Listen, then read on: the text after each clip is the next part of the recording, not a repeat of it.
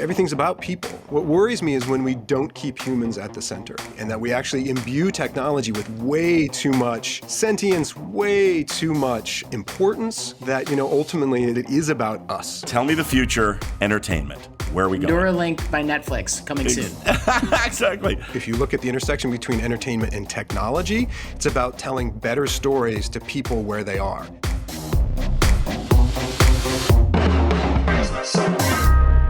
Thanks to Avast for supporting Business Envy. With Avast One, you can confidently take control of your online world by helping you stay safe from viruses, phishing attacks, ransomware, hacking attacks, and other cybercrimes. Learn more about Avast One at avast.com. Hi, Ben. Hello, Greg. How are you? I am hot. It is. I am perturbed. I'm a little perturbed. I'm a little upset. Why are you upset? Well, you would consider me an artist, no? I would.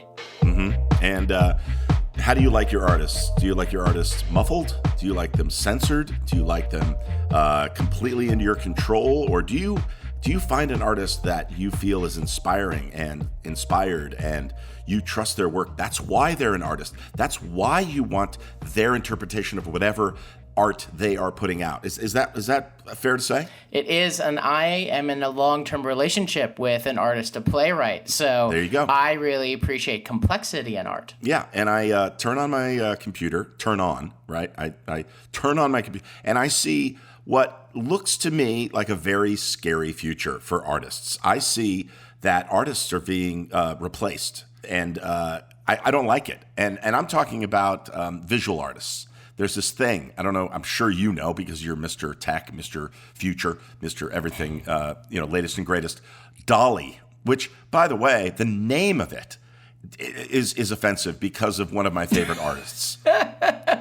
What the hell is DALL-E? DALL-E 2 now, actually, technically. I'm already behind the times. Okay. Is a you new. Just found out you're late.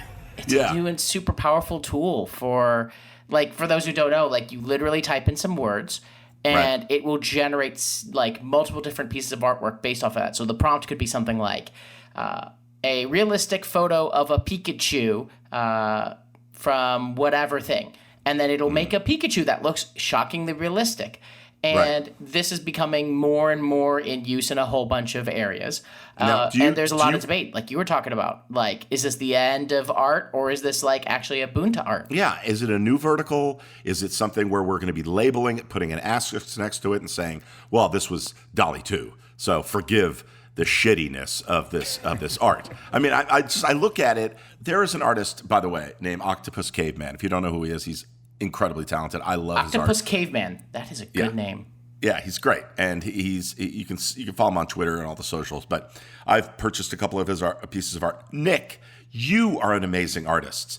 You're a great artist. So what happens if all of a sudden somebody puts in a charcoal drawing of Dave Matthews, and we see that, and that becomes the new standard for a beautiful. There's no interpretation. There's I don't know, man. It really upsets me. And it's permeating now to other aspects. For instance, there's Playground, which is the same company that you can. It does the same thing with text. So you can input. I want a Robert Frost poem about somebody. I don't know. But you could. So you're saying now you can put in the style. You can knock off a famous artist. Now, Ben, is that artist going to get paid? This is the other open question, because there's also a whole set of things like, do you own the artwork or does the AI own the artwork? And it's based off of the same debate of if there's this picture where the monkey grabbed the camera, took a selfie itself, and the courts ruled that the photographer didn't own the rights because the photographer didn't own the picture, and only humans can own copyright. So there's a whole set. And there's a new one just came up recently where an artist, his name's Jason Allen, won first place in the digital category at the Colorado State Fair, and it was all AI generated. And I'm looking at this picture. It is beautiful. It looks like a portal going into another realm, but it was all generated using AI, and he didn't break any rules, and he told everyone what he was doing, and he won. But like now, like, is AI going to just be winning all the competitions? Yeah, guess Listen what? to this headline. Are you ready for this headline, Greg? This is just to show it's permeating every aspect of art and entertainment. Capitol Records drops AI rapper FN Mecca following backlash. Hold on. Wait a minute. So you're telling me one of their artists is an AI artist? Yes. Is an AI artist. So we have a fake artist. There's like a backlash to what this AI said or did. Wow. And so Capitol Records dropped an entity that doesn't exist. Unbelievable. It does exist is the thing. It just exists in a different way than like you think. Yeah. Like it's not a human, but it makes sound and music that some people really like. But yeah, but also, you said something. You said something earlier, Ben. That maybe the AI owns that song or that painting or whatever. What the hell are you talking about? The AI owns it. If the AI made it, it means that a human may not get the credit. But again, according to copyright laws, it means nobody owns it. It goes into the common domain. So there's a chance that all the AI-generated images go into the common domain. I don't think that's what happens, but it is possible. Well, Are we screwed? Is this the end of times? That's what I want an answer to. Please, everybody, please stop. Stop this train. I want to get off. I want to know what's ahead. I want to see the future. And I want to know what's coming so I can prepare for it. Because right now, I'm really pissed off. This is business envy. God damn it.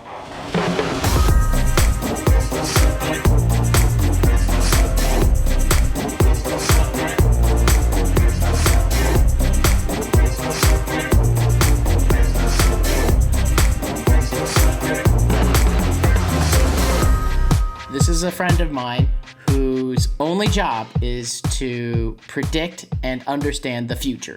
Literally, his title. Wait. What does that even mean? His title, Yeah. when he was at Intel, was chief futurist, and his job was to look 10 years and longer into the future to like tell people like what they should be doing and what kind of investments to make. And you and I were trying to like figure out what businesses to do and what to invest next 10 years of our lives into. Yeah. It's a perfect person for us to go talk to figure out like what are the trends, what are the things that we should be thinking about for the future.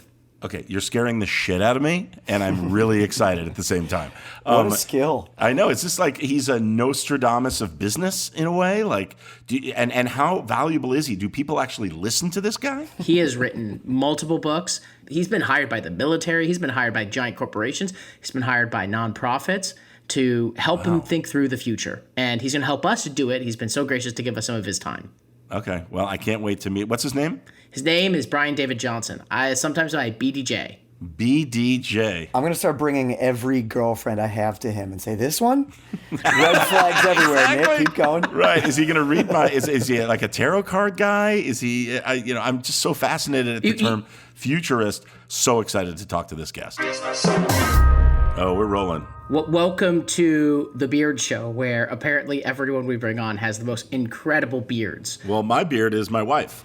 So we got, everybody's got a beard. Thank you for the BDJ. Thank you for the drum hit on that. I appreciate it. But you know what, Brian, you knew I was going to say that because you're a futurist and you can predict the future. I was a telepath on Heroes. I could actually read people's minds. You have a similar ability, I would think, but you forecast the future, right? What exactly is a futurist? So as a futurist, I work with organizations to look 10 years out into the future, and I model both positive and negative futures, so the good stuff and the bad stuff, but I'm also an applied futurist, which means I don't just model the future, I actually work with organizations to do it. So I model it for people. So then we backcast and say, okay, what steps do you need to take today, tomorrow, 5 years from now to move towards that positive future and avoid the negative future? And so, Greg, I do have to tell you, as a futurist, that thing you were planning to do next Tuesday, don't do it. Oh, are you kidding me? Poorly. No, but I hear that those birria tacos are incredible. I've planned this trip around those tacos. Nice. But what you're saying, when you define your role, I mean, that's very interesting and great. But is it only for big picture stuff, or does it get very specific? Like where someone says, I'm about to launch this business, I'm interested in this product. is this product still going to be viable? Is this going to be something that I should worry about in 10 years? Yeah, by design, it gets very specific. So when we go out and look at the future, we look at a broad range of futures, but in that backcasting, in that applied part, it gets really specific. I mean, I was joking about Tuesday, but it really is actually that what we say is, here's the futures we're talking about, and here's what you can do on Monday. Here's really the steps that you can take to do it. So we can get really specific in my private practice when I do this with corporations. I mean, it is go fund this, stop funding this, make these decisions. So it's generally a framework for business people to make decisions when you're looking at a complex and uncertain future. Right, but that's, you're describing the world we live in is complex and uncertain, and everything is so weird. Like right now, the stock market, you would anticipate that people are going to be pulling their money out, that real estate is going to collapse, that all this stuff, and yet the opposite is true. I mean, maybe it's slowing down a bit, but real estate's still going up, and people are still, investing. So, has it been more difficult to do something to be in the position that you're in?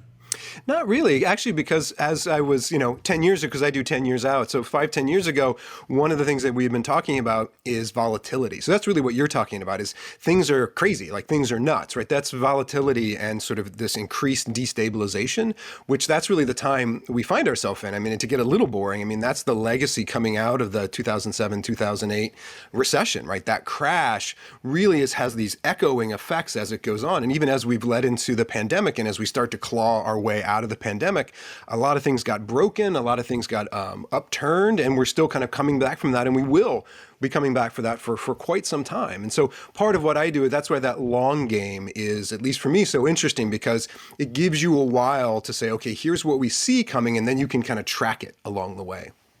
How do you even, just before, because I want to ask you a whole bunch of questions about how you make those predictions, projections, as well as for Greg and I, trying to figure out what kind of businesses we want to start, what we want to work on the next 10 years, help us, guide us. But how do you even start as a futurist?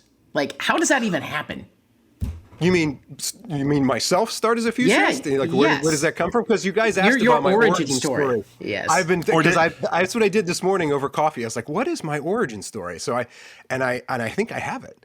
Let me just try and, did you meet someone who said, I'm a really good futurist and you need to be a futurist? In the 10 years, do you guys just keep telling each other that you should get into this business? I met this guy. He was bald and bearded, and he leaned down to me and said, you should be a futurist, kid. And also, you're going to be a sci-fi author. And I said, please, can I, sir? And he said, I'm you. I'll meet you in the future. And then I was gone. Boom. No, so for me, no, seriously, and I can really track it back. It was 1983.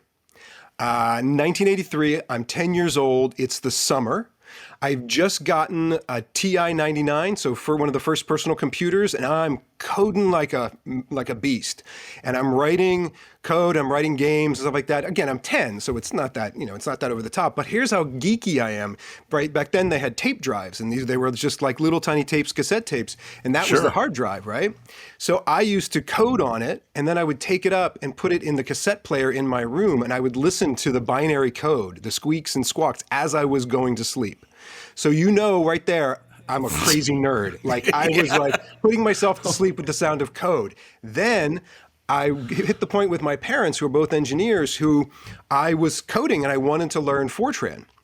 And I wanted to learn sort of all these things because I was really comfortable with computers and could understand kind of the architecture of them. And they didn't know what to do with me. So I started taking classes at the local community college. That's what I did that summer. And so I was taking these college classes because it was so early days. That's back when printers took up entire rooms, where you had punch cards and all these different things, right? And so I started taking these classes and actually started working in the computer lab because I didn't have any other place to go, and I was a 10-year-old kid, and so I was there. And then, summer of 1983, War Games is released. So War Games, this movie changed my life, and it changed my life in a really different way. So I was already into it, right? The Matthew Broderick character, hacking into it. I wasn't necessarily hacking into stuff, but I was using all of that material, all that stuff. Not Would you like to play a game? Yeah. And so here's how I really knew that something was different.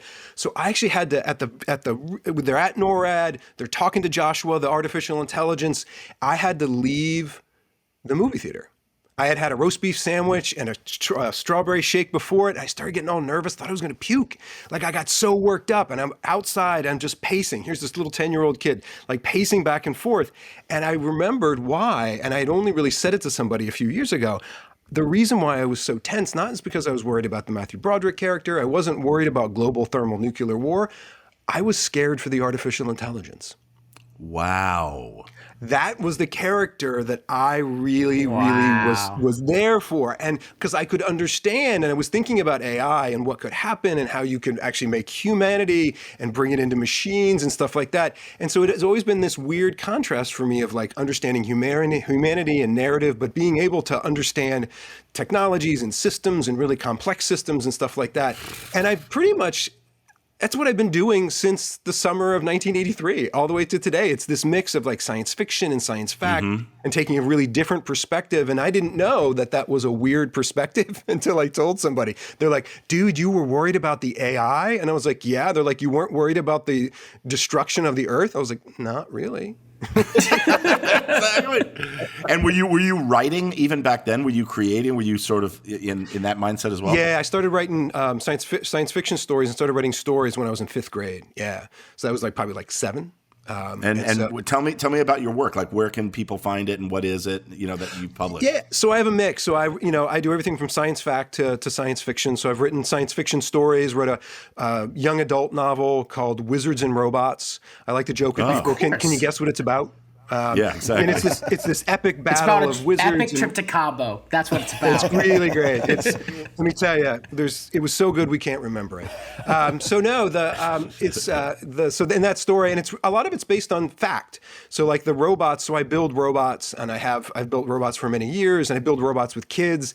That it's based upon sort of the robots that I build. So understanding the system architecture and how you would build them, and then extrapolating that out, 50 years, and it's all written to like empower really young women and men to be engineers and kind of do the future. So I've written a fair amount of that. And then I write, popular fiction books. So I wrote a book called The Future You, which basically takes all the work that I do as a futurist, what I do with the government and militaries and sort of large corporations. And basically it's a self-help book, which I can tell you, writing a self-help book as a middle-aged futurist who works with large corporations was like an experience in terror.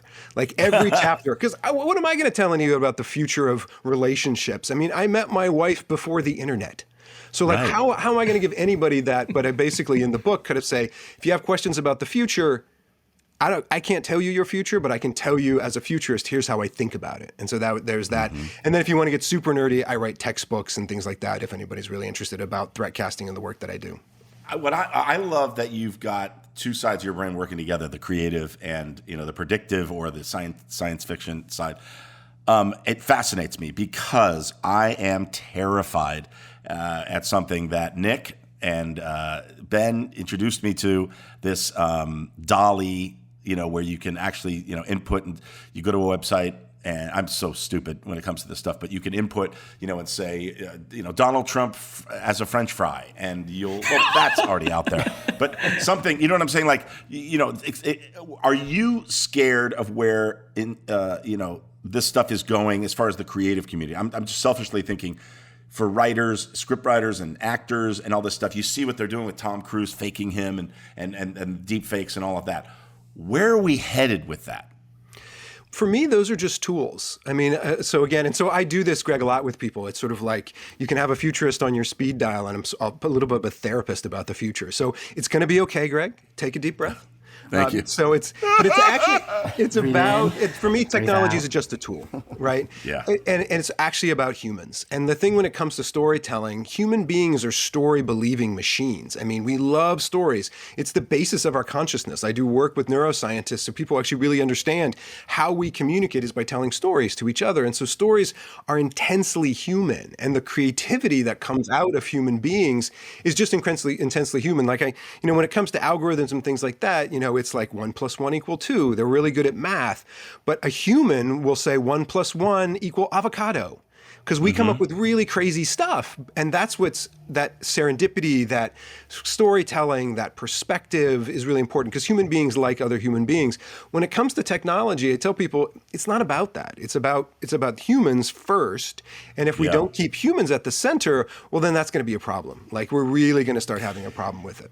Yeah, and you know what? And that's not going to change. It's like when cell phones came out and everybody had a camera. Suddenly, you know, in Hollywood, you could think, "Oh my God, people can." Well, you know, I work at Panavision or whatever, and this is going to disrupt it. But it's all about creativity. It's all about the human emotion. It's being creative, relating human to human. That's never going to change. This is what I'm getting from you, is that those are just tools.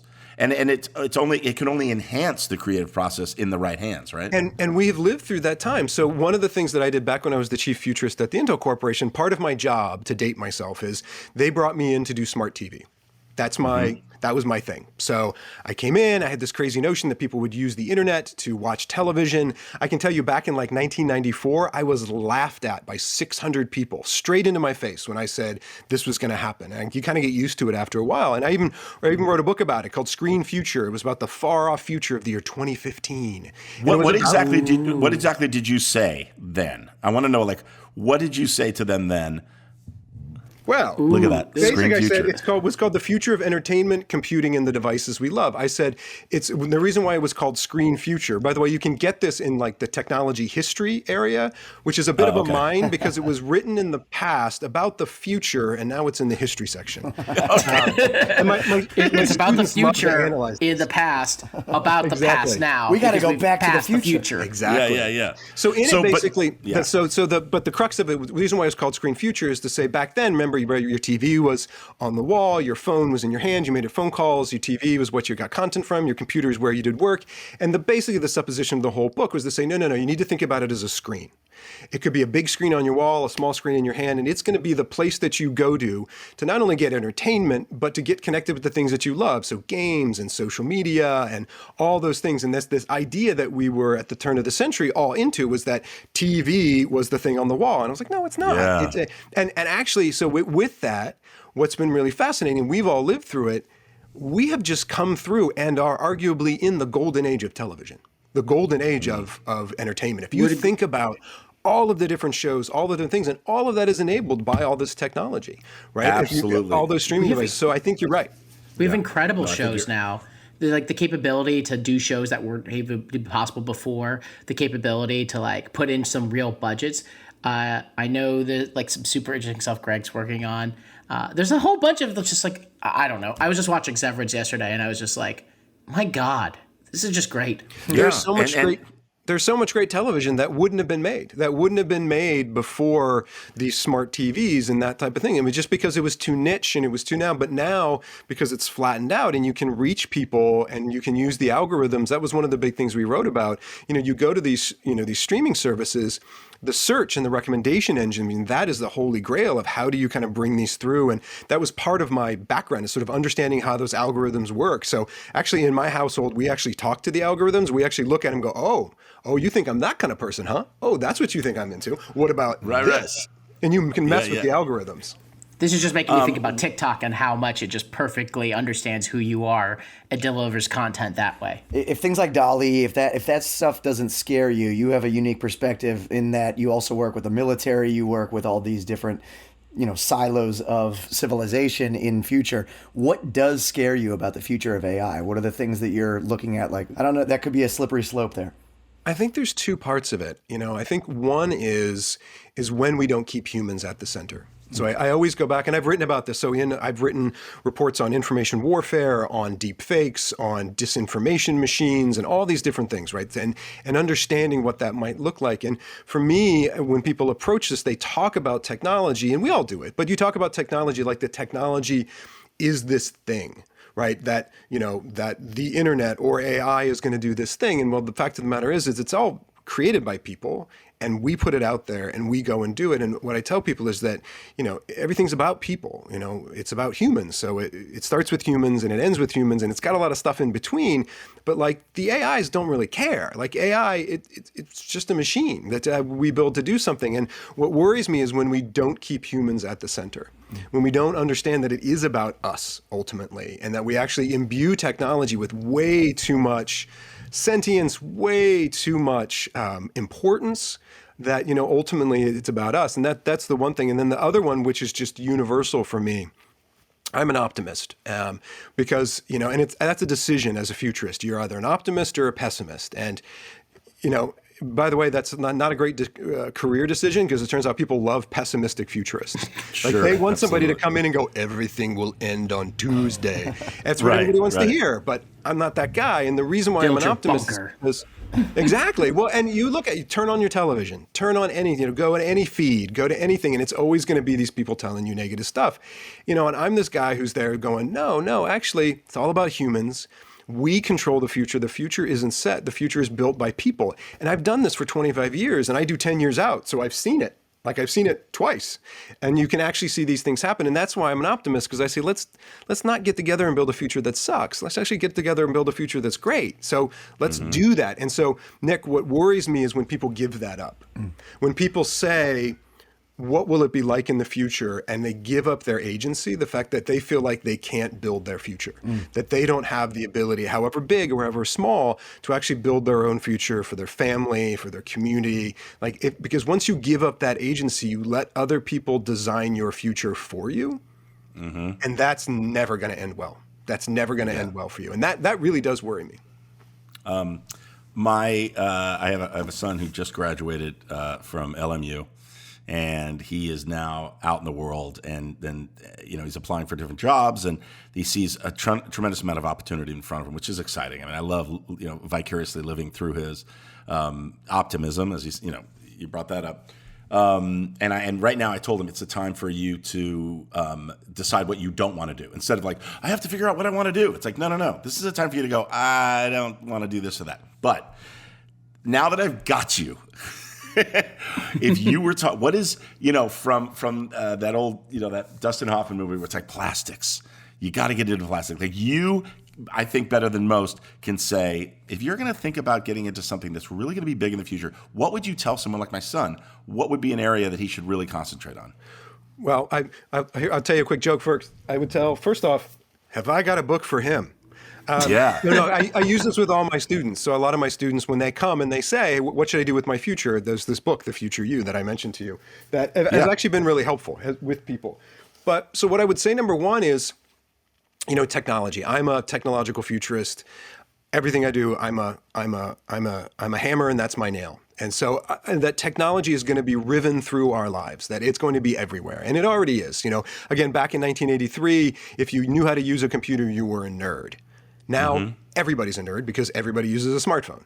And so that notion about a sort of understanding what goes on behind that and how it works, and seeing it as a tool and wanting to be able to use it. And then I would then figure out on the humanity side, like the best way to future-proof you is to be able to communicate with humans. Now, it could be about healthcare, it could be about technology, it could be about entertainment, it could be about anything. But being able to take technology and use technology to be able to communicate with humans, other human beings, and bring them in and sort of accomplish goals and solve problems, that's it. And I couldn't say plastics, I wouldn't say all that type of medicine or pharma, because really, having been a professor for so long now, I know with folks, it's about your passion. That's the thing, is what do you want to do? What is the thing that makes you super, super excited, especially when you're young, right? That's the thing, is to actually go after it, but at the same time to be super curious and be super curious about new stuff, but also to go after it like you're nuts, but be curious enough to know, ooh, wait a minute, I may not like this anymore. And that's okay. And you kind of keep going, but it's those tools of an understanding of technology, the ability to be able to communicate and connect with people, and then that constant curiosity. I won't accept, BDJ, that it was just do your passion. You need to tell us what business that Greg and I need to start that's going to be multi-billion-dollar success a couple years from now. That's what we're trying to do here.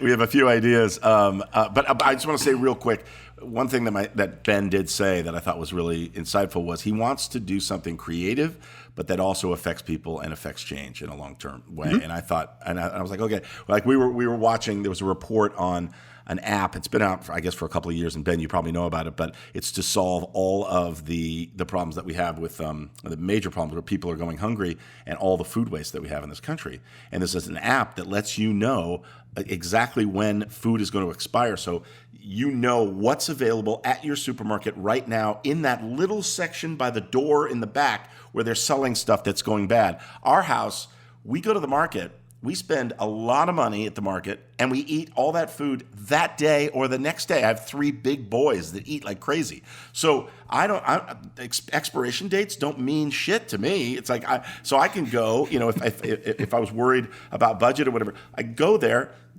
There's just so many people that are worried, and they literally spending 50 to 60% off on this food. And then there's also, that app, I forgot the name of it though, people can research it, but they're also doing a thing where all the restaurants that throw away their food to get that to the people that need it. So I looked at Ben and I was like, it's the same look that we had when we passed solar farms when we were driving cross country. I was like, dude, this is the future. Let's buy some land. Let's get some solar panels on here. This is the future. But yeah. So Ben, to answer your question though, I want to be able to, so here's what I would do. Again, here's how you would think like a futurist. So I would ask you, okay, tell me about the future you. Who do you want to be? What do you want 10 years in the future? And you already started, right? What do you want your Tuesday to be like? Tell me about it. Like when you wake up, what are you doing? How are you interacting? Where are you interacting? And you said that, making change, being human, to being something creative. So you kind of did that. Then the other part then is to say, kind of, Greg, what you were getting into was to kind of go, all good businesses, and I shouldn't tell you guys this because but all good businesses are about solving problems. Right?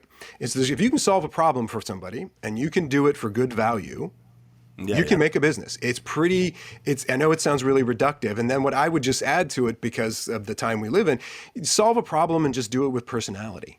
Like just to be able to, like, if you understand the people, if you understanding the problem you're trying to solve, I think in that, everything else, all the underpinnings, all the business, all of that, you figure out, right? As you all know, as entrepreneurs, businesses... Go ahead. No, I was just going to say, my son's name is Ben, so I think you were thinking that this Ben said that, but my son... No. We have all the Bens. Yeah. We're here to confuse. Ben is such a great name, the best name, almost as good as Greg, Brian, and Nick, and Evelyn, and a whole bunch of others. BDJ, I do want to ask, so you talk about in your book how, the framework of, how to think like a futurist, and, how to, we have people listening who are probably thinking about starting a business, or they just started, and they're trying to, the business of startups especially is projecting 5 to 10 years in the future. Literally, VCs, they invest on a 10-year basis. So I'm thinking about starting a business. Pretend I'm just, listening out here. What should I be, give me a little bit of framework for how I should be thinking about the future as I try to decide, yes, the passion, but also I want to make sure that I work on something that has a real chance of success. So I think the first step is to really answer that question, tell me about the future you. And that future you could be you personally or you as a team kind of building this business. So tell me about that. So tell me the story of that. Now, I do a lot of work with startups. I do a lot of work with entrepreneurs. I also do a lot of work with VCs and venture capitalists to actually audit sort of new companies. And so I feel pretty comfortable in this space. And one of the things I think is really important is what VCs respond to and a lot of people respond to and investors is what's that story. So don't kind of poo-poo that story. Oh, that crazy futurist told me to tell me the story of the future you. Stories are powerful, just like we said earlier in the show, and really getting specific. And I tell people, you got to write it down in your own handwriting, write it down and tell me all the weird little details and stuff like that. And keep telling yourself that story until you have that story so that you can share it. That's really important to kind of get that set. But that's just the beginning. So then the next step is to identify your team. These are your people. These are the people who are going to help propel you to that future you, right? So this could be your family. This could be your team that you're working with in the business. It could be your broader community that's going through, but you got to identify your team. Write it down, write their names down, and then go and sit down with them and tell them the story of the future you. Say, here's what I want to do. Here's what I'm thinking, and get their feedback. And hopefully they'll tell you where you've got it wrong.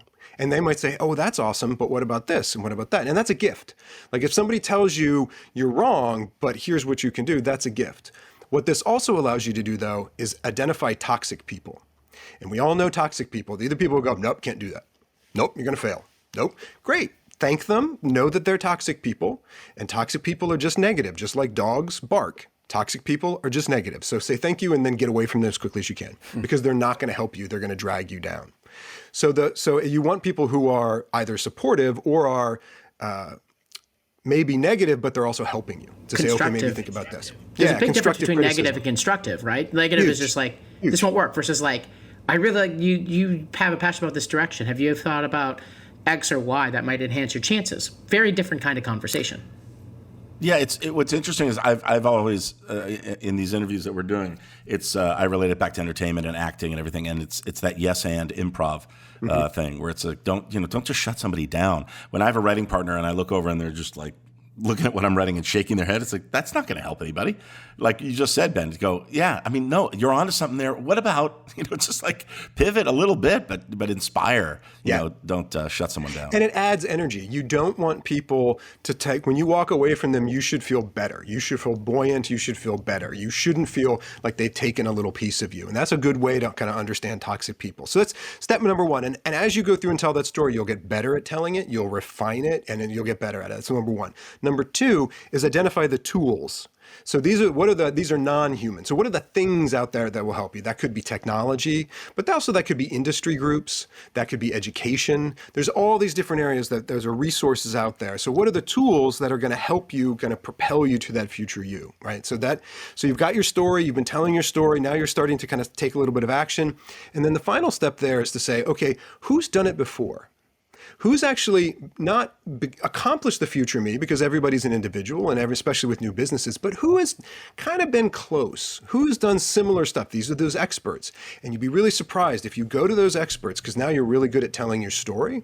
If you go to them and say, hey, I've got this idea, here's the future me, here's what I'm trying to do, you will be so surprised that the majority of them will give up their time, give up their knowledge. They might, and say, hey, you know what, I've done this before, you may try this was a little different, you may try that, you might do this. And again, anybody who's been successful knows that you got to give it back. That it's all about your network. It's all about who you know. Again, if you find an expert who like shuts you down and won't listen, well, they're a jerk and you don't want to talk to them, right? And you don't want to be completely agree. Yeah, that's what we're doing here. I have a whole platform called Talk About It. Talkaboutit.org is my foundation. My oldest son has epilepsy.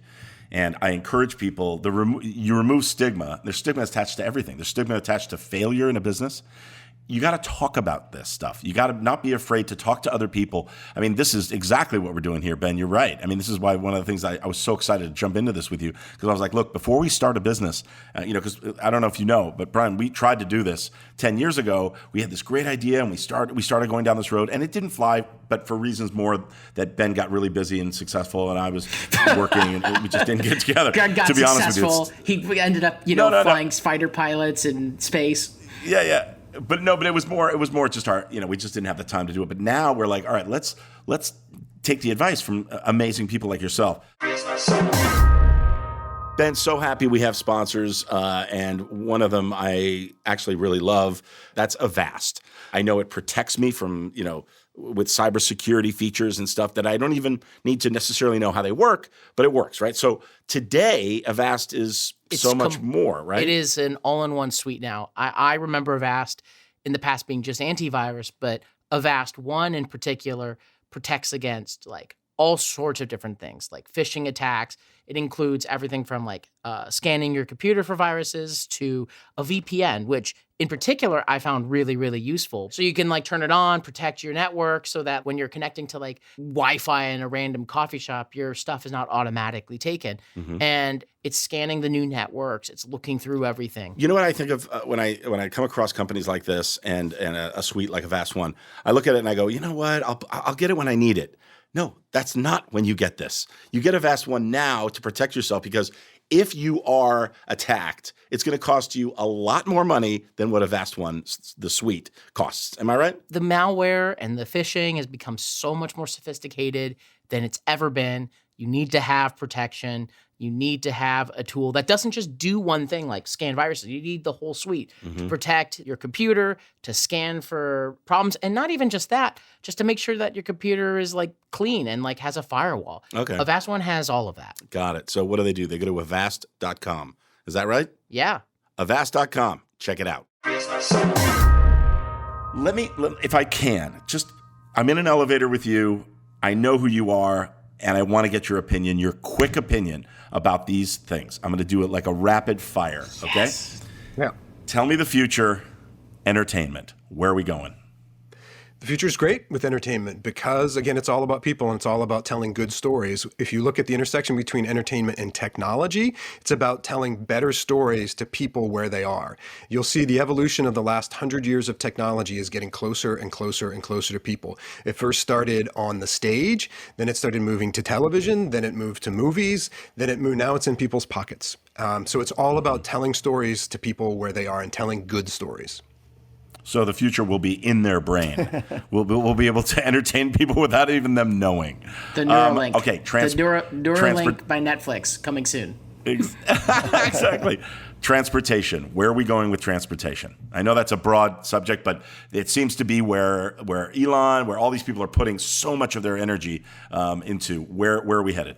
Well, I mean, if you look from myself as a futurecaster who does work in this area, we're starting to see the move to electric, the move to that. And for me, there's different indicators along the way. We saw some of that early on. To me, one of the huge indicators is the Ford F-150. I'm a truck guy. I really am. And so I have other truck guys who have seen this vehicle and they're like, it's a truck. Like, this is a truck. And I was like, okay. And that doesn't mean that, again, truck guys are going to change everything, but you have Prius people, you've had Volt peoples, and those are awesome. You've had Tesla people, right? And that's cool. So we're starting that step by step to kind of move towards that area. And that we certainly see that. But then the other part for me is autonomy, right? That idea of autonomous vehicles and autonomous vehicles on land, sea, and air. That I think is really, really interesting. So I am talking about vehicles that move us around. It's safer, it's more efficient. I'm a systems architect, that's my background, so I am an engineer. And so the idea, if you start thinking of a city, not as a city, but you think about it as a network system, you can actually move people around in far better ways. And by the way, moving goods around on a road is really silly.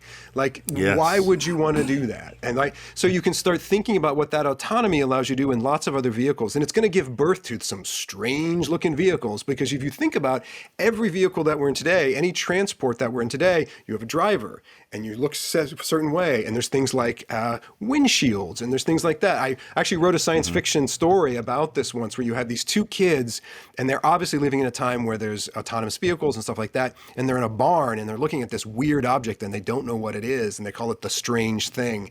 And they don't know. And they're trying to figure out what it is. And then the young girl hits the button and it comes on and it goes green, red, yellow, green, red, yellow. And they're like, what is it? I've never seen it before. And they freak out and they run away. The idea being that much like, horse troughs and buggy whips, that it's going to really remap the entire landscape, because when you start thinking about it more as a system and less as a series of sort of roads and connections, it becomes really fascinating. Okay, but do you think that's going to lead to people like kids today, or I know that Uber and Lyft and Ford and all these huge companies, they're not thinking in terms of ownership in the future. Is that right? They're thinking, okay, these are just going to be vehicles that we can, just like you can pick up a bike and drive it from here to there and leave it. I mean, is the majority of people going to be getting around in vehicles and in ways that they don't purchase, they don't own? Well, the question, again, I always bring it back to people. So I would say to people, do you want a car or do you want to get from A to B?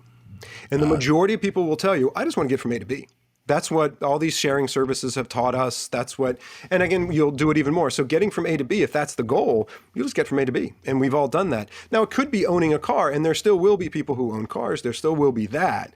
But I think you start asking yourself that question. It turns out, all of a sudden, that's in my world where everybody had desktops, back at the turn of the century. And then all of a sudden laptops came out, and then less people had desktops. Turns out you don't want it on your desk. You just wanted a computer that you could carry around with you. Then people stopped getting laptops and they started getting phones, because it turns out they didn't want laptops or a keyboard. They just wanted the ability to kind of connect with people. So I think my brain always pivots to, well, what do you want to get done? And I think you kind of look at that. I think more people want to get from A to B than want to own a car. Okay, but that leads to convenience, which I think is what's driving most technology. Life keeps getting more and more convenient. I go to the Amazon Prime store. I don't even have to, I load it into my bag and I'm out the door, and I love it so much. 1-day delivery, same-day delivery, everything delivered. It's insane.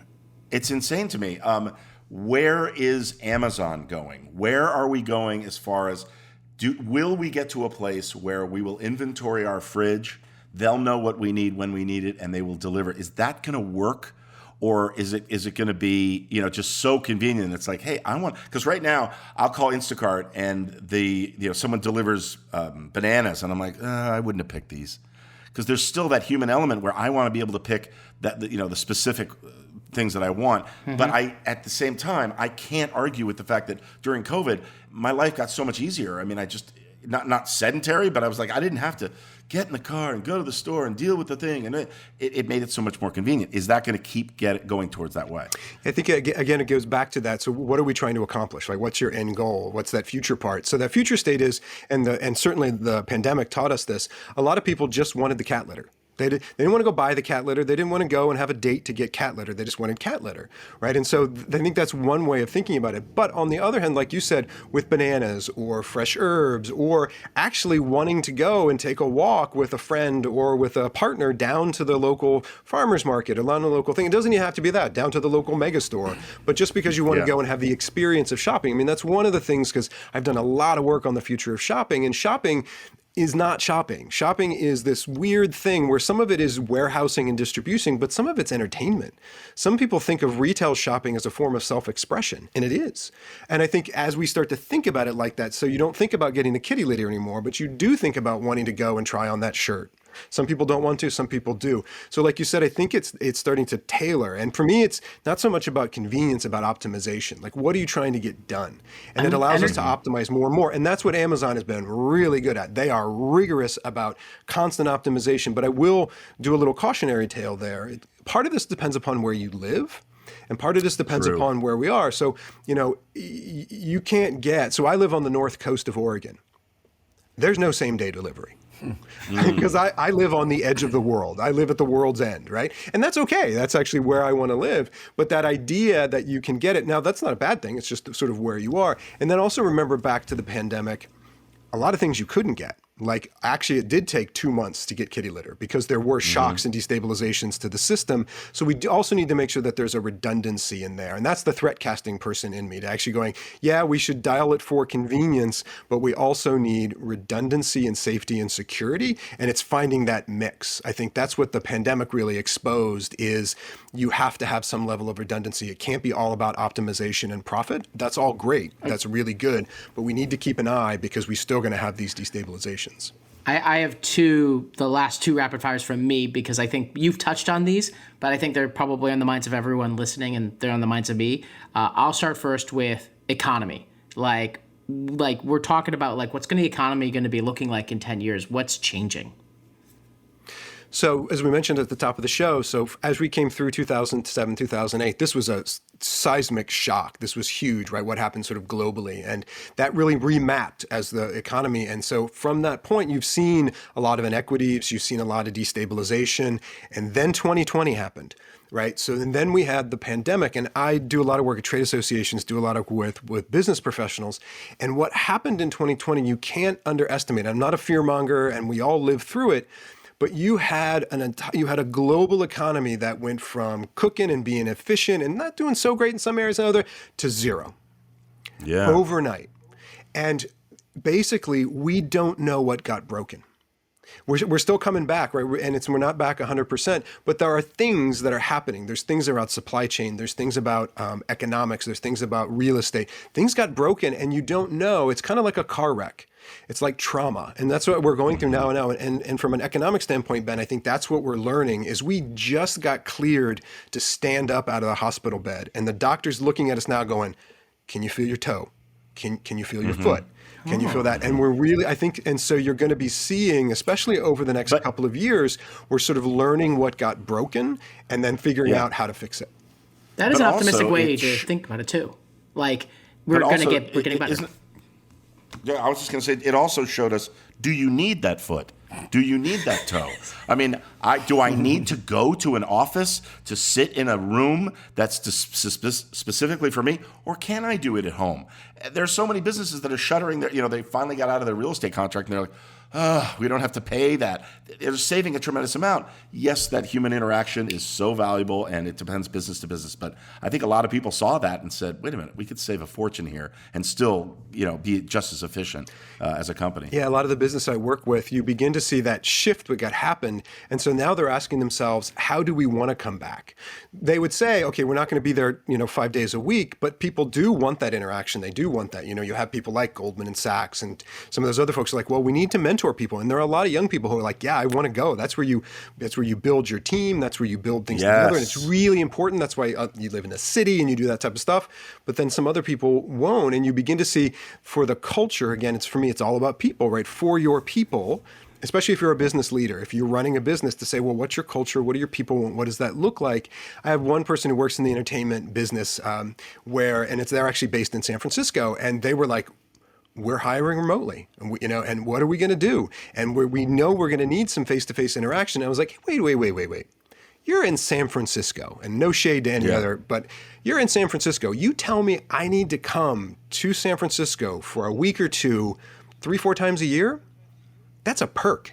That's a business perk. That's like, oh, twist my arm. I need to come to one of the best cities, or LA, or New York, or Chicago, or like that type of thing. So people are starting to remap how they even think about value, where they actually realize, oh wait, this is not a thing that's bad. We actually now have an asset because we do have a little bit of office space, so we can do that. Yeah. Yeah, and also, you look at a company like Bad Robot, my buddy JJ, his company, and a lot of companies, they'll feed people for free. Yeah. Right. So the kitchen is the central part of the business. Why? Because during lunch is what you just mentioned. You're mentoring people. You're meeting other people in the company. You're taking meetings that you didn't schedule, and you're like, wow, that was a really productive lunch. It's so valuable, and I think, it's going to depend company to company, but it's just interesting to see how it's going to play out going forward, because they're going to weigh the economics of it and how it's going to benefit them to get together or not get together. So wait, before Ben asks his next question, I got to give you a total non sequitur. One of the high watermarks of myself as an engineer is JJ had brought me into Bad Robot, that crew, because I build robots. And so I had a whole project called 21st Century Robot, and it was the most awesome thing, walking my robot into Bad Robot. That was, myself and my other engineers, we're just like, cue the slow-mo, cue the thing. We're just like walking. It's like nerd on nerd action. It was so fun. That's so great. Offline, you're gonna have to tell me all about that. He's he's literally my brother. I love him so much. I'm just imagining you doing that, because for those, that office is amazing, and they have like the drawings of from all past people who come in. It's such a creative space. I'm just imagining you walking in a robot suit. Oh my God. I brought my robot actually. So we built these robots, and so we brought in these little robots. They're humanoid robots. They're about 3 feet tall. They were 3D printed on the outside. That's a pretty big robot. You could download stuff. You could go through and sort of walk, and we walked them in, and my robot's name was Jimmy, and I had written sci-fi stories about Jimmy, and everybody knew Jimmy. And I can give you the secret knowledge if you want to know the one thing that a robot has to do to be completely accepted by humanity, universally accepted. Having built robots for now over a decade, I can tell you, and I've told this to DARPA. I actually think I told it to the Bad Robot folks. Do you want to know the one thing a robot must do to be universally accepted by humanity? Yeah, well, the most important person who needs this information is our robot, Nick. So yes, we need this. What can I do to be accepted by humanity? So the one thing a robot must do to be universally accepted by humanity is fart. Seriously, on it. I have seen it happen. I have done this, another high watermark in my engineering career. You said it, and for all you nerds out there, it sits down in the BIOS. It's a random number generator just walking around, and then it interrupts, and you watch that robot stop, rip out a fart, do this, wave, and go, excuse me, and giggle, and keep going. It slays. It slays everybody from young kids lose their minds. But again, like I said, I took it to the people who do Roomba. And people are just like, yeah, I'm the farting robot guy. That's I said it to people. Hilarious. But it works. I'll tell you. I also met my wife that way. So it's not just for robots. The new Turing test is the fart. Yeah. Oh, by the way, can I just tell you, Brian, if you don't know already, Eric Joyner. Do you know the artist Eric Joyner? Mm-mm. Oh, I'm so happy you're giving us such knowledge. I'm giving you something that you will absolutely love. Look up Eric Joyner. He's one of my favorite artists. He does robots and donuts. I've put him in movies. I put his art in movies. and JJ has a few of his pieces. He's brilliant, and you're gonna buy a piece, and you're gonna just love it. Awesome. He's right up your alley. Yeah, it's great. Ben, what was the second thing you wanted to ask? I don't know how I go from robots and donuts, although I really want to have one of those now. I'm gonna ask the last one, which I think is on a lot of people's minds too, and I feel like I have to ask it because just it impacts everything. Climate, like what's happening over the next 5-10 years, because that also impacts how we make business decisions and personal and life decisions. Well, I think the science is very clear, and we need to take action. We need to do things about it. We've seen people at different degrees kind of doing that. I think the thing to remember is about resiliency. I think if you're asking that for yourself and for your family and for your business and for your community, is to think about resiliency. Again, this is one of the things that I write about all the time and talk about, that the future is local. So understanding your community, understanding where you are, understanding what your risk factors are and things like that, and really preparing for it, not sort of saying this is a fluke or not. I'm not saying you need to be a prepper or anything like that, but that's, I think, important. And even though you can see some countries are doing some things and some of the other, and there's some gridlock going on right now with our country, but the thing for me that gives me optimism, again, because Ben, I'm always going to go back to optimism, is back in 2020, I do a lot of work with the IET. It's the Institution of Engineering and Technology. They're an engineering advocacy group based in the UK. And I do work with them all the time, trying to get young women and people of color into engineering and doing that. And every year I do something with them. But during the pandemic, of course, we were all locked down. So I wrote a report for them around what can kids do to prepare for the future while they're in lockdown. What can the parents do? This was the summer of 2020, right? Dark times. And so doing all that. And so we're talking about this next generation of 8 to 13-year-olds, which is kind of this perfect spot for them. And I said, well, instead of talking about them, why don't we go talk to them? So they set up this listening tour. So I got to talk to all these kids all over the UK, and it was awesome, right? Because they're genetically disposed to not sit still, and they will tell you the truth, and they're just awesome. And their parents sat right over their shoulders, and so it was all good and followed all the right protocols. And I was just talking to them about the future and what did they want to do. And, basically they all either wanted to be footballers, they wanted to play soccer, or they wanted to be veterinarians, which was great. But this is what they want to do. They were all into technology, super optimistic about technology, but every single one of them knew that climate was a problem. Hard stop. Every single one of them knew it was a problem they were going to have to solve. Hard stop. And it was this certainty. And these are 8-year-olds who were actually going, and they weren't pessimistic. They were just like, well, no, we need to get started. We need to do these things. This is the sort of the legacy that we've been given. And it was very pragmatic. And that gave me a lot of hope because there wasn't a lot of discussion. It was like, no, we got to go and we got to fix some stuff. And so I think it's at that mindset of trying to figure out what we need to do because it's complex. But we need certainly to start taking action. And I think Did you meet any bald 10-year-olds with a beard who were terrified of war games and who saw the future? Actually, what I did do is I was talking to this one, his name was Ali. And so Ali, he's 8, and so he can't move, and he's going back and forth. And I was talking to his brother, who was 13, who was very, very smart and wanted to talk about engineering. And I said, well, I'm an engineer. And he's like, oh, we're talking about being engineering. And then I hear Ali on the side go, what kind of engineering do you do? And I was like, I build robots, which also is a way to stop any 8-year-old boy. And he kind of comes back in the frame. He's like, whoop, really? And I'm like, yeah, I build robots. And I went, you want to see him? And he was like, yeah. And it was, I had him in my library at the time. So I pick up the robot and I'm like, here he is. And they're just like, it's like all of a sudden I went from this weird dude on Zoom to oh my gosh, I was cool. So that was yeah. I use Star Wars for that. Yeah. That's my robot. I gotta go find one for that. I've got one more that I just thought of, and it does keep me up at night actually when I think about it. There is such a separation between the haves and the have-nots. There's so many more billionaires and trillionaires coming, and there's so many people that just don't have anything. And our world through climate is getting worse and worse and worse, and we're expanding into space. This goes out more than 10 years, but what scares me is the thought that we, will have the opportunity or create the opportunity to escape from a planet that's really hard to live, but the haves will have a place to go. and they'll leave behind people. And this is looking way into the future, but I see it coming, and I'm like, yeah, that's great that they're exploring space, but that's not for everybody. That's not an egalitarian way of looking at things. It's not going to help everyone. It's only going to help the billionaires that can get there. Like, how do you see way into the future with space travel?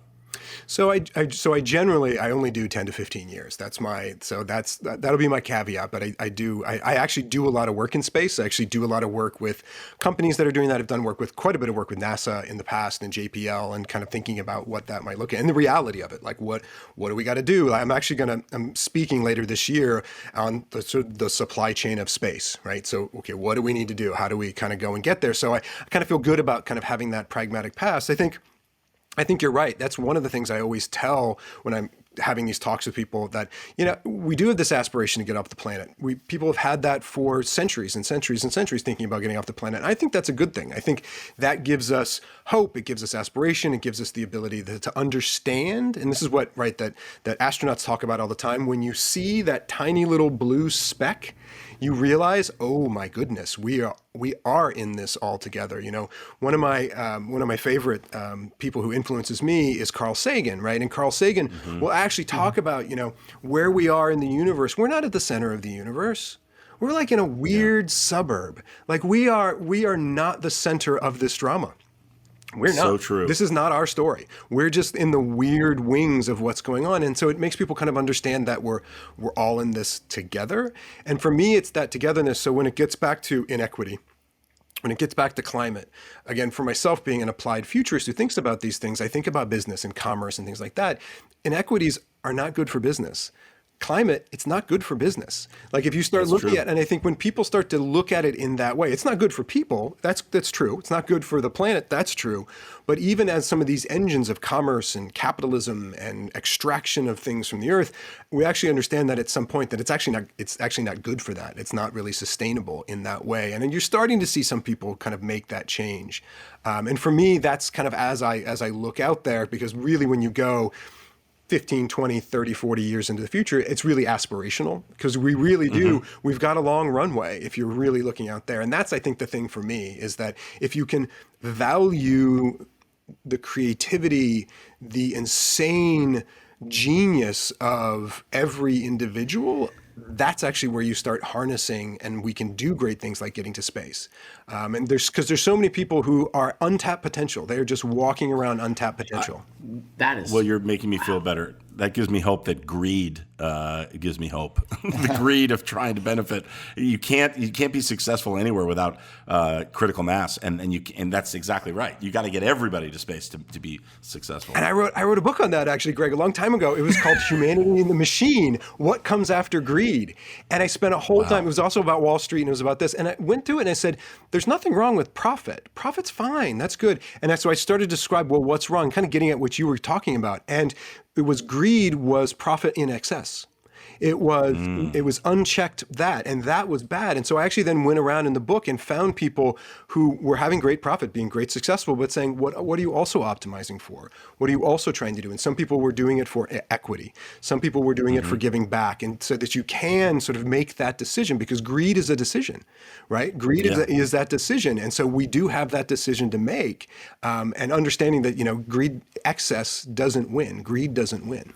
And I just have one more thing to ask, and I know we're like out of time, so I'll keep this brief. The one thing I'm missing from hearing them talk to you, so you're the 10-year-old boy afraid of war games and you're fascinated with the future, to now where you're consulting NASA, and like the idea of being a futurist, it's hard to come up with like a resume or a portfolio of like, here's what I've done, because it takes 10 years to say my prediction was right.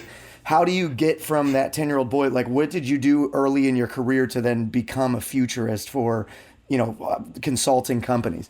So part of it was that, driven by that curiosity. So I was interested in economics. I was interested certainly in engineering. I was interested in storytelling and things like that. So all of that. And so I was, in my education, just followed all of those things, right? The idea, but always for me, I had a foundation of engineering, because I worked my way through school and all that type of stuff. So that it was that. You couldn't be a futurist It didn't exist. You couldn't really go study. There was one school in Houston that you could go to, but that was it. I didn't know about that. I grew up on the East Coast in Virginia. So like you didn't know about it. And so I basically then started solving problems for people and had that ability to bring together all of that to start. In the beginning, in the early 90s, I was building set-top boxes. So I was doing interactive TV. So I was just an engineer. I was solving problems for people. They were like, hey, we have the ability to have a coax cable that has cable and actually bring in a back channel over a phone line. And how do we do that? And so I could do the hardware and the software. So I'd done all the work to be able to do it, but I was also then had the ability to kind of think about what that would look like and go out and build it and then articulate it to people, to that team. And then that's where the folks at Intel came and said, hey, it takes us 10 years to design, develop, and deploy a chip. You can do 3 to 4 years out. Can you do 10 years out? And I was like, yeah. And hey, there's this thing called smart TV, and we should kind of talk about that. And that's what they're the one who appointed me their first chief futurist. That's where it really started cooking. But what I can tell everybody out there who's listening, it's different now. It's awesome now. Like before, I used to joke with people that my title should be OK Futurist, not Futurist. Because when people saw it, they looked at my business card, they would look at me and lean in and go, okay, futurist. And then they would ask me a question. And nobody does that anymore. So now all my students are out there and they are futurists. They're at Macy's, they're at Capital One Bank. They're all out there doing amazing stuff. So now you can actually go to school for it. I mean, I should say, I'm a professor at Arizona State University. You can come, you can get a degree in it. Like I part of my job is to look at parents right in the face and go, yes, she will get a job. Exactly. And finally, how many NDAs have you signed in your life? So what you see behind me is not all books. It's all NDAs that are all bound. I can only imagine. Brian, you're the best, man. Can I please predict the future and be right that you'll possibly come back on the show? It would be my pleasure. It was great talking to you. Oh, dude, you're amazing. It's fascinating, and we only scratched the surface, but thank you for your time. This is just great. Ben, you did it again. Another amazing guest, man. Seriously, thank you. It's been, I've known you for a little while now, and every single time, it just blows my mind. And I know that we're going to be coming to you to get some even more detailed advice as we start building some things and thinking about the future, because we want to make an impact on the world. And for people out there that are listening, where can they find you? So the best place to kind of track what I do is just on Twitter. I'm at BDJ Futurist is the best place. Anytime I kind of put anything out there, anything gets published, that's just kind of a steady beat of kind of where everything else lands. Okay, me too. Yeah, I use Twitter as well. Okay, good. BDJ Futurist. Yeah, go there. BDJ. Follow Brian. All right, dude. Thank you, man. All right. Take good care. Yeah, you take care. Thanks, BDJ. Business Envy, hosted and produced by Ben Parr and Greg Grunberg. Music and production by me, Nick Marzak, a Motel Podcast production.